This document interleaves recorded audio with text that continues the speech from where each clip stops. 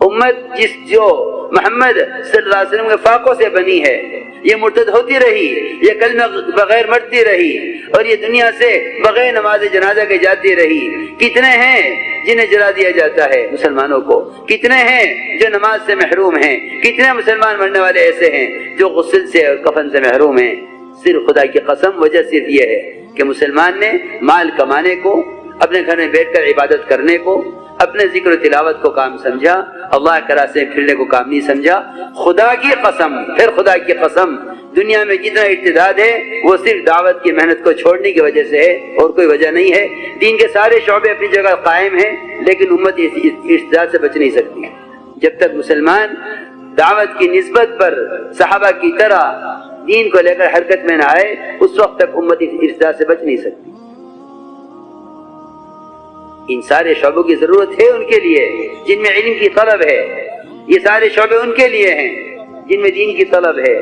امت بے شمار ہے، سمندر کا سمندر ہے امت کا، جو باہر چلا جا رہا ہے جہنم کی طرف۔ یہ کہتا ہے حلال کمانا عبادت ہے۔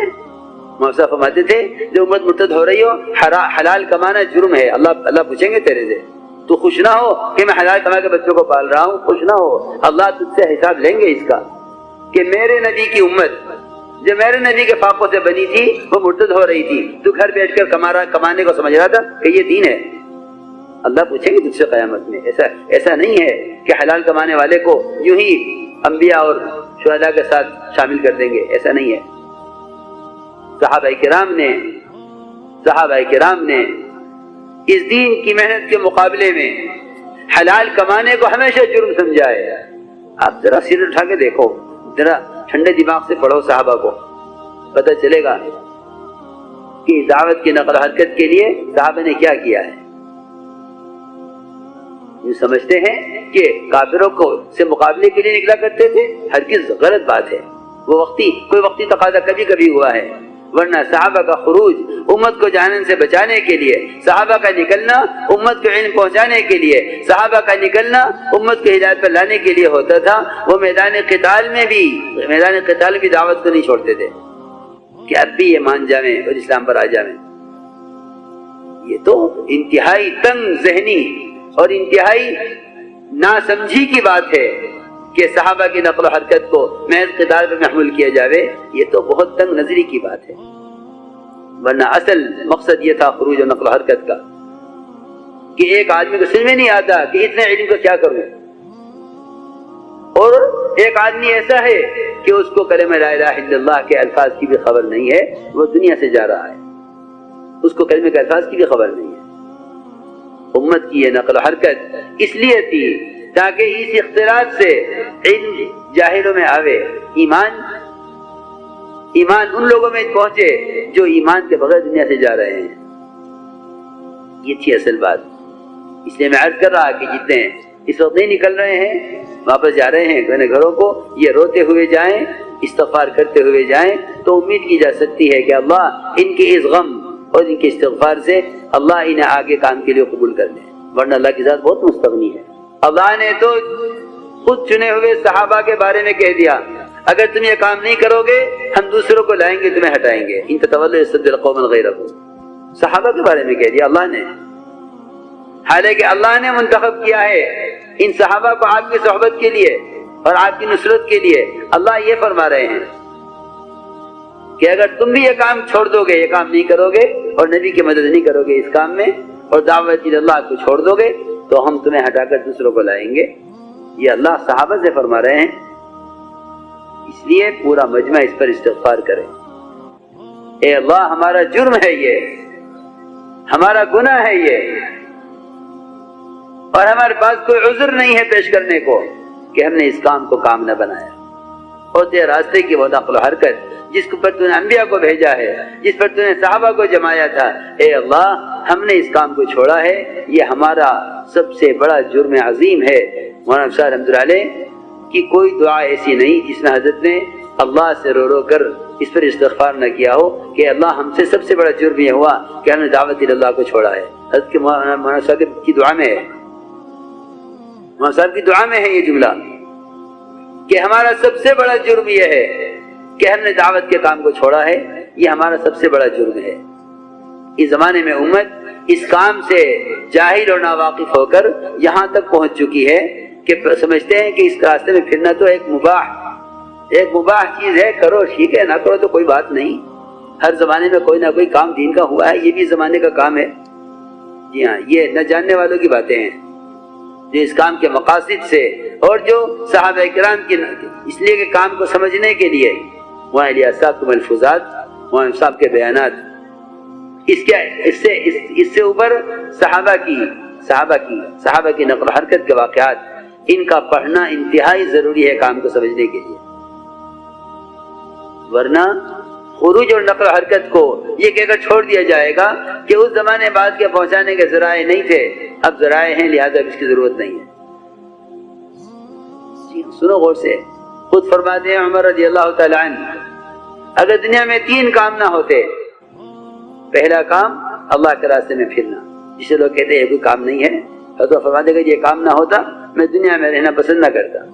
اللہ کے راستے میں پھرنا، اللہ کے ذمہ پر لمبے لمبے سجدے کرنا، عبادت، اور علماء حق کے مجالس سے علم کو چن چن کر اپنے اندر اس طرح پیدا کرنا، علم کی باتوں کو جس طرح عمدہ کھجوریں چن چن کر کھائی جاتی ہیں، اگر یہ 3 کام نہ ہوتے، دعوت، عبادت اور تعلیم، حضرت فرماتے ہیں میں دنیا میں رہنا پسند نہ کرتا، یعنی دنیا میں رہتا ان 3 کاموں کی وجہ سے ہوں۔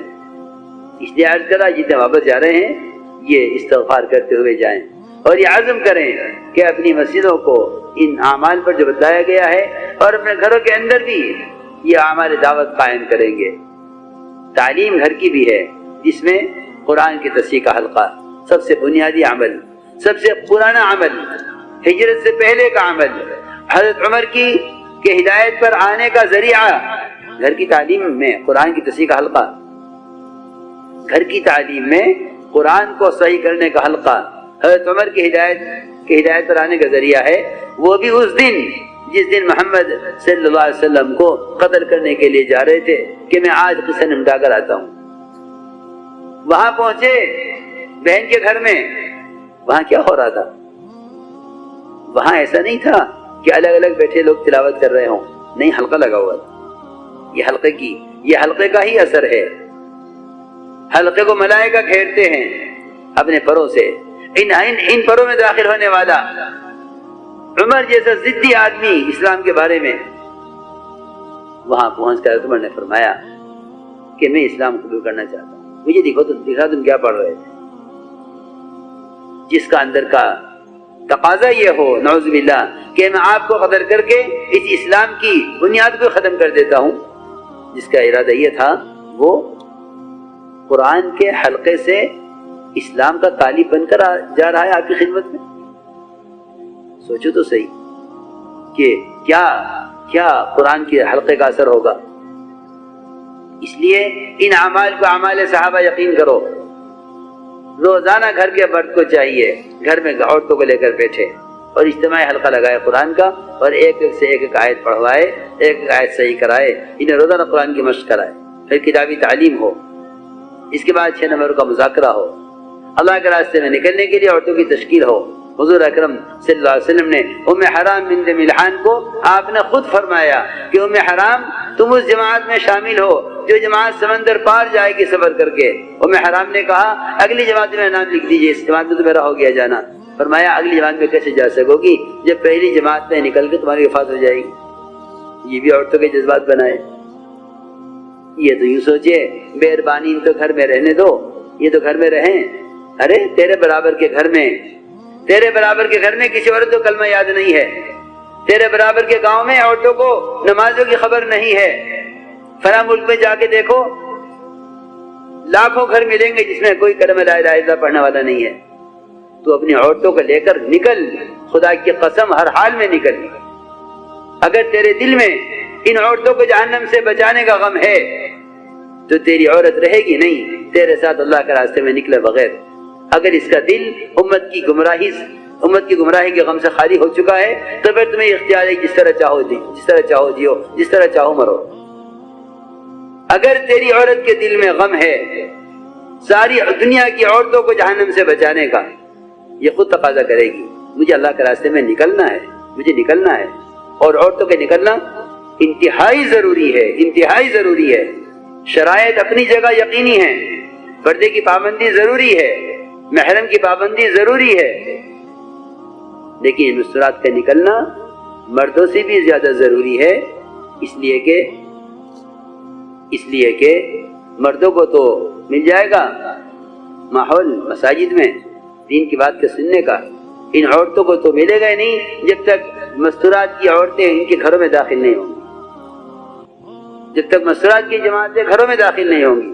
یہ مقصد ہے سر عورتوں کی جماعتوں کی نقل و حرکت کا، کہ ان کے گھروں میں جا جا کر انہیں اپنے ساتھ لے کر نماز سکھلائیں، کلمہ سکھلائیں، سنتیں سکھلائیں، انہیں 24 گھنٹے کی زندگی کے معمولات اپنے ساتھ رکھ کر کے دکھلائیں کہ دینی زندگی کیا ہے،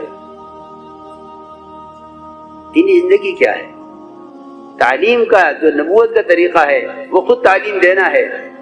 محض کتابیں تقسیم کر دینا کافی نہیں ہے، بلکہ ہر گھر میں داخل ہو کر اس گھر کی عورتوں کو اپنے ساتھ لے کر انہیں کلمے کے الفاظ صحیح کرانا، انہیں نماز کی صحیح ترکیب نماز پڑھ کر دکھلانا، انہیں 24 گھنٹے ساتھ رہ کر کھانے کی پینے کی ضروریات سے متعلق سنتیں ان کو سکھلانا.